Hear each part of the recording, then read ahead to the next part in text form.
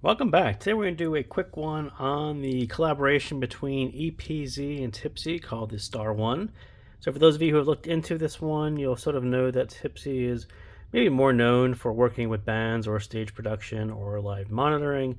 That's essentially what they brought to the table with Star One. So this is the Tipsy side, this is the EPZ side, and I think they kind of got that right. I think it's the signature is sort of a blend between the two, and I think they do market it more as a stage monitoring or production kind of set than typically what EPZ does and targets music listening like we all are used to. So we'll go through this one kind of quickly. I think this one is kind of for the EPZ fans. You're sort of wondering, is it sort of their next set that I need to buy?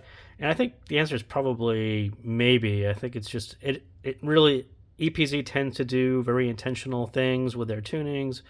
And this one is really no different. I think they actually spell out the intention in the marketing, and they will say it's for live broadcast monitoring, headphones, suppress the noise floor, long-term wearing without pain. These are all things that you would associate with broadcasting or band monitoring music at a live event. I think that's essentially where Tipsy's expertise lies, and sort of why they mention these. And they kind of harp on the live broadcast or streamers. I think that was sort of their primary market of people who want to monitor the audio while they're broadcasting.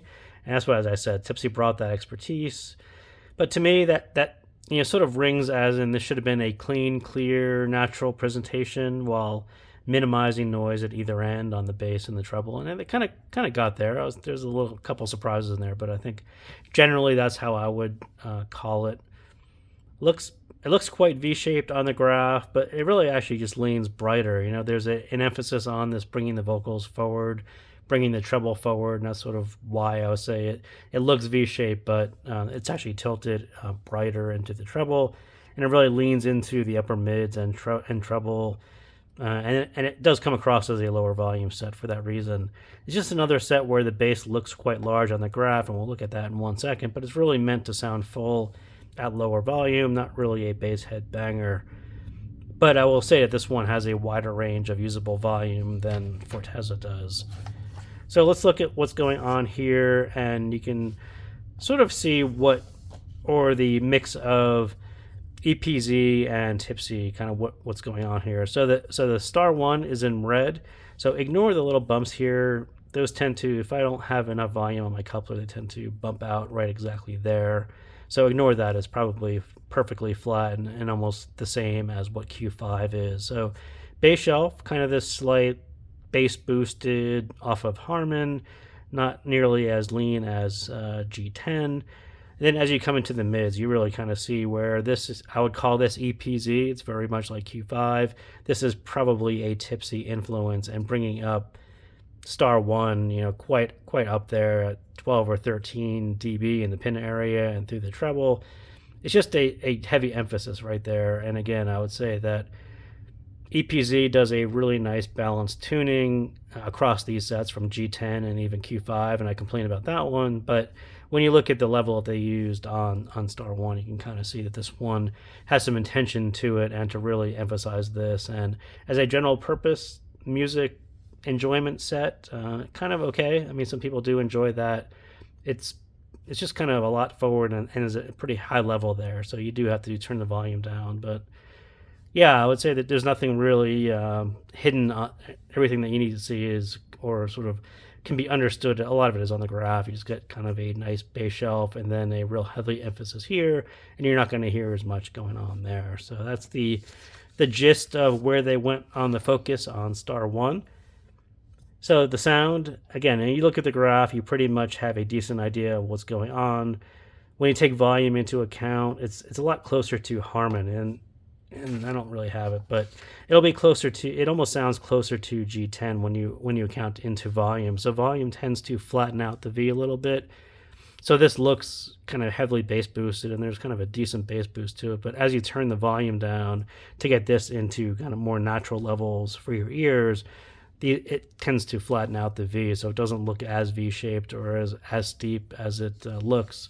At least it doesn't sound that much in your ear in that respect. So I would say it actually comes closer to Harman, which already is a bit leaner and a bit brighter and energetic in the upper mids anyway. So, but as far as being 2 or 3 dB over Harman, I think maybe at volume, but at your typical listening volume on this one, probably not. So without that typical mid bass boost, this doesn't really take on a more traditional. So without the typical mid bass boost, this one does take on that traditional leaner Harman side. Like I said, it almost tends to fall into where G10 is.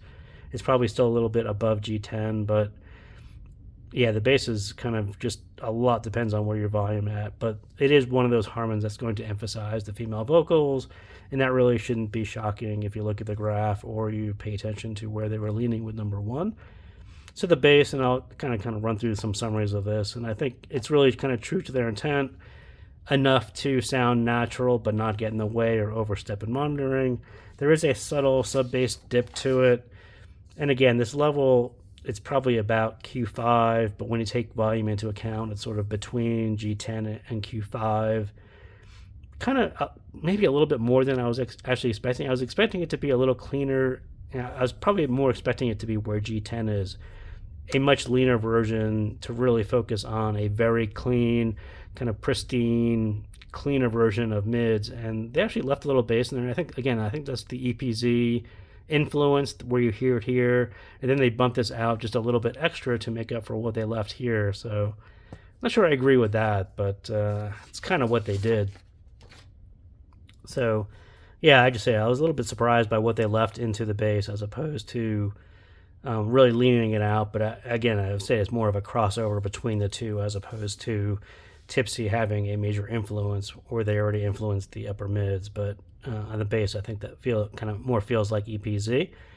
And the mids, and again, I think this really is heavily influenced by Tipsy and the upper mid and the pin. I think that's exactly what they advised them to do, and I think a lot of that goes back to the stage monitoring and focus on vocals and bringing all those forward and all energetic. And I think, but if you, as an outsider, if you're not into streaming or monitoring, I think it just sounds a lot mid-pack. That the signature is quite familiar for those of you who've looked at those.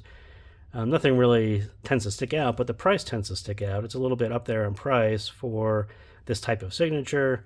Nothing really wrong with it, but I assume it's priced for the monitoring market as opposed to our traditional IEM market space, and this one would kind of be up there for a single dynamic driver. I think about $70. I think that's kind of up there, and you tend to have some expectations of it working as a general appealing, hitting some other benchmarks, and this one is definitely leaning towards this monitoring as opposed to a general purpose set. Treble, again, I was expecting the bass to be closer to the treble response. The heavier lower on the treble emphasis was pretty much what you would assume was going to happen. That's actually what happens. Really emphasize the vocals, and then you drop it off a bit faster than normal than a pure music set, just to give you a less fatigue, less things to pop out of place, less upper frequency noise, but just leave enough there to be natural and not get in the way. So yeah, I mean, it's pretty much exactly what you would assume. A whole lot of emphasis here. You're not going to hear a whole lot here, but make sure this doesn't get in the way or cause some extra problems or artifacts or noise or fatigue. Pretty much exactly what they did. When you bump this out, it tends to mask what's going on there. They add a little more bass just in case this was going to step out a little bit, but they didn't really have to do that. They could have brought both of these down. Anyway, that's what they did. So I think the treble curve is pretty much right for the intention and what they had intended on doing. Stage, again, this one's pretty average for this style tuning, and this style of tuning doesn't necessarily stage well. You can't, if you throw that much pin in, it tends to flatten it out anyway, and then you really have to deal with your bass level and your upper treble level and get all those to work for stage, and typically no one does that. And I would say the same thing here. You just have a lot of lower treble, upper mids that tends to dominate everything going on in the stage.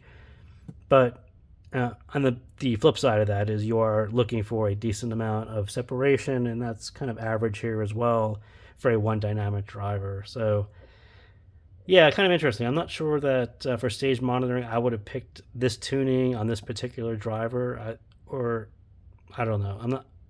I was expecting probably a more pristine sound to it as opposed to this collaboration between EPZ and Tipsy, where they left the bass a little bit kind of more fuller than I was expecting. I was kind of expecting more of a maybe a snow edition, something like that. That's a much leaner, more analytical, more critical style. So this one's kind of more of a blend of the two. You could definitely listen to music with it, and it's got enough pinna there to do a lot of vocal emphasis monitoring. So I think that's where they went with it. So again, thank you guys again for tuning in, and I will see you next time.